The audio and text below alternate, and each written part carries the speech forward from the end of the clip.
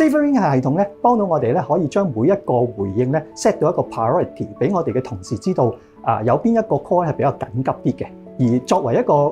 管理人員咧，其實我哋亦都容易透過個中央系統知道邊一個同事咧係當其時係得手可以快一啲回應得到呢一個院友嘅。相比起過往咧，就係個同事咧要去到現場先知道個院友因乜事撳鐘啊，然之後可能再 call 咧先至 call 得到我哋啲專業人員去幫佢做一啲可能護理上面嘅回應啊咁樣咧，咁時間上面咧其實就會慳咗，亦都快捷咗啦。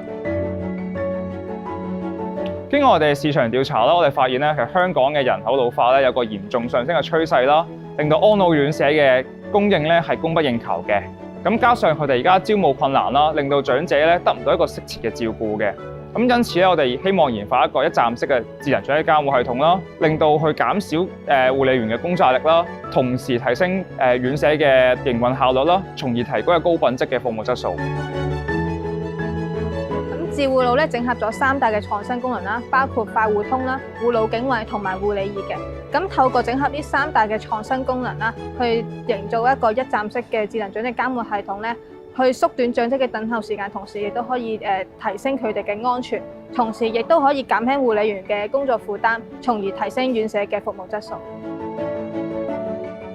我哋好榮幸咧，可以參與做一個嘅測試嘅平台啦，咁去嘗試嗰啲新嘅系統，讓我哋啲長者咧，其實都可以與時並進去用一啲嘅新嘅系統啦，咁樣。咁而呢個系統我哋又見到咧，其實就係有一啲 AI 嘅功能啦，可以幫手回覆咗啲院友啦，亦都可以讓院舍方面咧能夠去識別返邊個嘅院友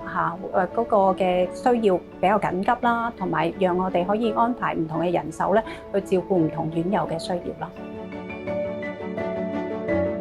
好方便，即係話一撳咗呢個掣咧，咁我啲工作人員咧都嚟。我想話唔該，我頭暈眼花，我想飲水啊咁。有陣時就冇呢個設施咧，就覺得哎呀，都好似無助咁，唔係嘅，其實一樣咁好，但係而家呢個仲更加方便咯。我本身都要坐輪椅㗎嘛，有時咧要去啲咩廁所啊，都要叫姑娘啦。有呢啲咁嘅科技咧，唔需要啦，喺床叫啊，叫咗直接嘅姑娘嚟啊，方便好多咯。感覺係方便咗好多嘅，即係方便我哋啲護理人員咯。可以真係確實知道嗰個院友需求。